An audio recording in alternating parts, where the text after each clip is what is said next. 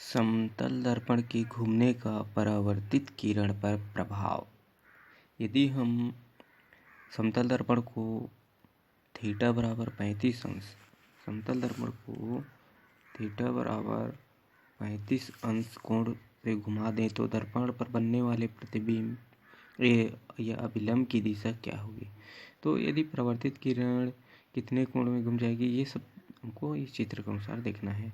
यदि एक प्रकाश किरण समतल दर्पण पर ए बी अभिलंब से 52 अंश कोण पर आपतित हो रही है, जैसे चित्र में देखते हैं। चित्र में दिखाया गया है ये समतल दर्पण ए बी एक समतल दर्पण है और उस पर एक जो किरण है वो 52 अंश पर आपतित हो रही है। आर किरण 52 अंश पर आपतित हो रही है और वह 52 अंश पर ही एस पर आवर्तित हो जाती है, अर्थात कोण आई बराबर 52 अंश और कोण आर बराबर 52 अंश है। उस पर ओ एन एक अभिलंब है।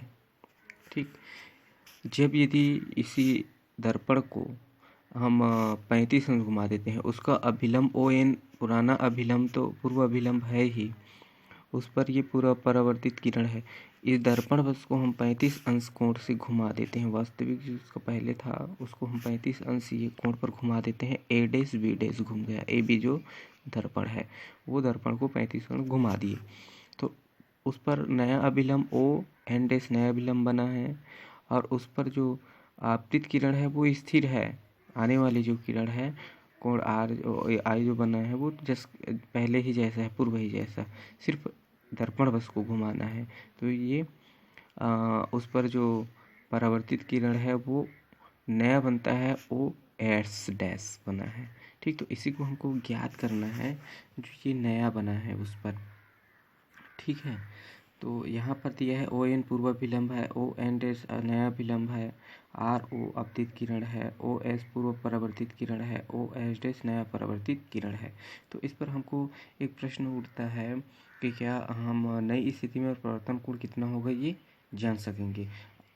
आपतित किरण को स्थिर रखते हुए समतल दर्पण को आपतन बिंदु पर थीटा बराबर 35 अंश के कोण से घुमा दिया जाए तो आपतन बिंदु पर बना अभिलंब भी पूर्व स्थिति से ओ थीटा बराबर 35 अंश कोण से घूम जाता है। इस समय दर्पण की नई स्थिति ए डैश बी डैश एवं अभिलंब की नई दिशा ओ एन डैश हो जाती है, जैसा कि हम देख सकते हैं। आपतन कोण नई स्थिति में पूर्व की तुलना में छोटा भी हो जाता है। तो हमको चित्र में दिखा नया अभिलंब से आपतन कोण बराबर कोण आई बराबर 35 अंश बराबर हुआ। तो कोण आई बराबर 52 अंश है, हमको ये चित्र में दिखाई दिया है। आई बराबर ये कोण 52 है। तो नया जो अभिलंब बना है इस पर, तो ये हो जाता 52 ऋण आई बराबर 52 है, 52 ऋण 35 बराबर 17 अंश का कोण बनता है। यहाँ पर परावर्तन के नियमानुसार यानी आपतन कोण बराबर परावर्तन कोण होता है, तो कोण आई बराबर कोण आर हुआ। अतः नए अभिलंब से परावर्तन कोण बराबर कितना हो जाता है, ये 17 अंश। तो यहाँ पर देखते हैं कोण एस ओ एन और कोण नया S dash O N dash में अंतर कितना है। तो 52 धन 35 ऋण 17 अंश का आंसर है बराबर 70 अंश हो जाता है। अर्थात हमारी जो परावर्तित किरण है वो 70 अंश बराबर 2 गुणा 35 अंश, क्यों 35 दूनी 70 होता है, प्राप्त हुई है। तो यदि हम समतल दर्पण है, यदि जब हमारा जो समतल दर्पण है उसको आपतन बिंदु पर थीटा कोण से घूमता है या घुमा देते हैं, तब परावर्तन जो किरणें हैं या परावर्तित जो किरणें हैं वो भी 2 थीटा कोण पर घूम जाती है। ठीक है, अब हम देखते हैं समतल दर्पण और बिंदु वस्तु का प्रतिबिंब का बनना। ये मान लो ये समतल दर्पण है अपना और ये ओ बिंदु वस्तु है, तो उस पर आपतित जो किरणें हैं वो दर्पण पर आपतित हो रही है। तो दर्पण के पीछे जो आई बिंदु पर है इसका जो ओ का प्रतिबिंब बन रहा है और देखने वाला ये सामने है ना, इसको ये दर्पण से देख रहा है। ठीक, तो इसमें क्या है, जब हमारी समतल दर्पण जो है उसके सम्मुख हम देखते हैं किसी वस्तु को, उसके जो प्रतिबिंब है उसको, तो यहाँ पर क्या होता है, जब हमारी आंखों को आभास होता है कि प्रकाश किरणें एक बिंदु से आ रही है, जब वास्तव में प्रकाश किरणें उस बिंदु से नहीं आ रही होती, तब ऐसे बिंदु को आभासी बिंदु कहते हैं और इस प्रकार से बनने वाले प्रतिबिंब को आभासी प्रतिबिंब।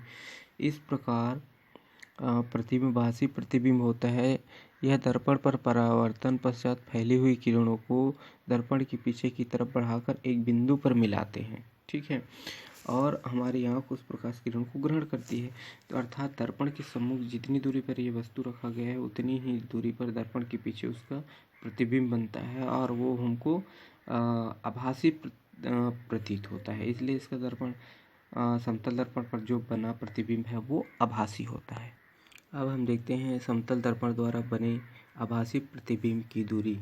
ठीक है, तो समतल दर्पण के सामने खड़े होकर आप देखेंगे कि आपका प्रतिबिंब दर्पण के पीछे उतनी ही दूरी पर दिखाई देता है जितनी दूरी पर आप दर्पण के सामने खड़े हों। यदि यह देखने के लिए आप अपने और दर्पण के बीच 1 मीटर स्केल रखकर भी आप माप सकते हैं। जितनी दूरी पर आप अपने दर्पण के सामने, जैसे दर्पण को आप छूते हो तो वो भी प्रतिबिंब जो बनता है आपको दर्पण को छूता हुआ दिखाई देता है। तो यहाँ पर हम देखते हैं हमारा कोई वस्तु समतल दर्पण एम है, हमारे पास एक समतल दर्पण है एम और एम जैसे समतल दर्पण है। से ओ बी दूरी पर जो ओ बी दूरी पर है एक है ना, ये ओ बी दूरी पर एक वस्तु रखा गया है। ये वस्तु है ओ और ओ बी दूरी पर एक वस्तु रखा गया है। ठीक पर जिस पर ए एन एक अभिलंब बनता है, ए एन एक अभिलंब बनता है। परावर्तन के नियम अनुसार प्रकाश की जो किरणें हैं वो ओ ए, जो प्रकाश की किरणें हैं वो ओ ए आपतित हो रही दर्पण पर और परावर्तन के पश्चात ए सी पर परावर्तित हो रही है, जो ए सी इसकी परावर्तित की दिशा है। प्रकाश की दूसरी किरणें ओ बी जो दर्पण से अभिलंब है। प्रकाश की दूसरी किरणें जो ओ बी है वो दर्पण पर अभिलंब है। यहाँ से यहाँ तक की दूरी देखते हैं, ये ओ भी इसका अभिलंब है जो दर्पण से अभिलंब है। परावर्तन के पश्चात उसी दिशा में वापस आ जाती है। ठीक है, ये अभिलंब जो है वो हो जाती है और उसी दिशा में वापस भी आती है ना। इसके पश्चात इन दोनों परावर्तित किरणें ए सी व ओ बी को दर्पण के पीछे की ओर बढ़ाने पर, ए सी और ओ बी को पीछे की ओर बढ़ाने पर, ये ओ बी है ठीक, और ए सी को पीछे की ओर जो बढ़ाते हैं तब क्या बनता है, आई पर मिलती है, ये आई बिंदु पर मिलती है। अर्थात वस्तु ओ का आभासी प्रतिबिंब आई है। ये वस्तु ओ का आभासी प्रतिबिंब ये आई बनता है। तो हम चित्र अनुसार ये इस प्रकार दिखते हैं कि हमारा जो चित्र है उसमें यदि आपतन कोण ओ ए एन है, आपतन कोण ओ ए एन है बराबर आई है, ये आई कोण आपतन कोण है। तो कोण जो B O A B O N है, सॉरी बी ओ एन जो है ये कोण आई एक एकांतर कोण बनता है। ये भी कोण आई है जो एक एकांतर कोण हमको प्राप्त होता है। ठीक, ये कोण आई है जो एकांतर बी ओ ए, ये कोण आई एकांतर कोण है। ये समीकरण 1 है। यदि परावर्तन कोण एन ए सी है, एन ए सी है तो ये कोण आर है, तो कोण बी आई और ये सी है, कोण बी आई सॉरी परावर्तन कोण है एन ए सी। ठीक है, तो बी आई एन हम देखते हैं, बी है ना आई और एन को देखते हैं, तो ये कोण आर एक संगत कोण है। ये समीकरण 2 बनता है। इसी प्रकार परावर्तन के न्यूसन कोण आई बराबर कोण आर होता है। तो समीकरण 1 व 2 से यहाँ पर हम देखेंगे, समीकरण 1 व 2 से त्रिभुज बी ओ ए और त्रिभुज बी आई ए में ये होता है कोण बी ओ ए बराबर कोण बी आई ए, ये कोण आई बराबर कोण आर है। ओ बी ए बराबर कोण आई बी ए अभिलंब द्वारा 90 अंश के कोण से होता है। तो ए बी बराबर ए बी होता है। यहाँ पर ये इसके लिए ए बी बराबर ए बी होता है। तो ये उभयनिष्ठ भुजा है, ये दोनों कोण के लिए ये उभयनिष्ठ भुजा बनता है। ठीक है, तो कोण भुजा कोण सर्वांग समता प्रमेय से हम देखते हैं तो त्रिभुज बी ओ ए होता है, त्रिभुज यहाँ पर बी ओ ए होता है। ठीक है, बराबर त्रिभुज बी आई ए, यहाँ पर त्रिभुज बी आई ए भी होता है। ठीक है, तो इस त्रिभुज में ओ बी बराबर बी आई होता है, ये ओ बी बराबर बी आई होता है, ओ बी बराबर बी आई हो गया। ठीक है, तो यहाँ पर हम देखते हैं कोण ओ ए बी बराबर कोण आई ए बी त्रिभुज के अंतः कोण से ये बनता है। तो यहाँ पर हमको ये प्राप्त होता है कि प्रतिबिंब की दूरी समतल दर्पण से उतनी ही है जितनी वस्तु की दूरी है। ठीक, यहाँ पर चित्र में देख रहे हैं ये यहाँ पर एक व्यक्ति है, जो व्यक्ति ओ बिंदु से ये दो पेड़ को देख रहा है। तो ये दूर वाला जो पेड़ है वो उसको छोटा दिखाई देता है और ये पास वाला पेड़ बड़ा दिखाई देता है। ऐसा क्यों होता है? समतल दर्पण पर विस्तारित वस्तु का प्रतिबिंब का बनना नज़दीक वाला पेड़ व्यक्ति को दूर वाले पेड़ की तुलना में बड़ा नजर आता है। ऐसा इसलिए है क्योंकि अधिक दूरी वाले पेड़ से परावर्तित होकर आ रही प्रकाश किरणें व्यक्ति की आंख में छोटा कोण बनाता है, जबकि पास वाली पेड़ बड़ा कोण बनाता है। हमारी आंख में वस्तु से आ रही किरणों द्वारा बनने वाला जो ये कोण ही वस्तु का आभासी आकार निर्धारित करता है। इसलिए जब हम वस्तु को दर्पण से हमारी ओर बढ़ाते हैं तो दर्पण से बनने वाला जो प्रतिबिंब दर्पण से और पीछे की ओर खिसक जाता है।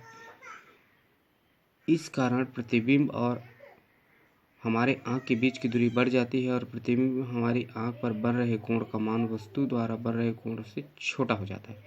फलस्वरूप प्रतिबिंब हमें वस्तु से छोटा दिखाई देता है। ठीक है, अब हम देखेंगे पूर्ण प्रतिबिंब बनने के लिए दर्पण की लंबाई कितनी होनी चाहिए। यानी हम अपना पूरा प्रतिबिंब देखना चाहते हैं तो दर्पण की लंबाई हमारी लंबाई से या कितनी होनी चाहिए, वो दर्पण की लंबाई अपना पूरा प्रतिबिंब देखना। जैसे ये व्यक्ति है वो अपना पूरा प्रतिबिंब देखना चाहता है तो इस दर्पण की लंबाई इस व्यक्ति की लंबाई की कितनी होनी चाहिए ये देखना चाह रहा है यहाँ। तो यहाँ पर हम सबसे पहले आपको दिखा देते हैं एफ और एच एफ जो है ये एक व्यक्ति है, एफ एस एक व्यक्ति खड़ा हुआ है और एम और ये एम डैश एक दर्पण है, एम और एम डैश एक दर्पण है।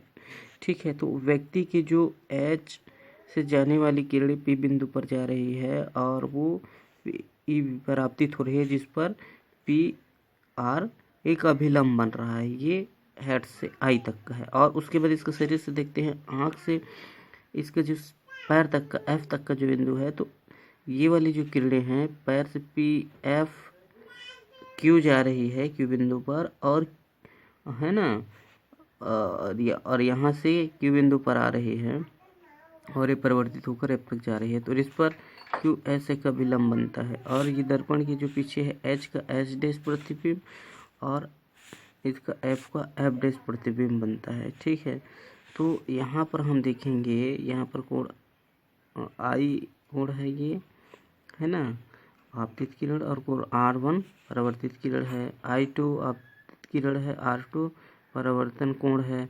ठीक है, तो इसका हम देखेंगे कैसे बनता है।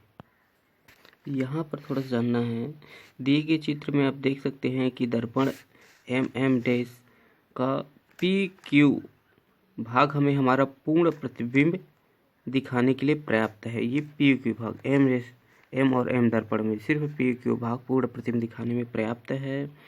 यदि दर्पण को एम डैश और ये क्या बोलते हैं एम डैश ओ पर रखा गया है, एम डैश ओ पर रखा गया है ये, तो ये क्या होगा, त्रिभुज एच पी ई, त्रिभुज एच पी ई व त्रिभुज ई क्यू एफ, इसको ध्यान रखना है, त्रिभुज एच पी ई और त्रिभुज ई क्यू एफ, इसको ध्यान से देखेंगे।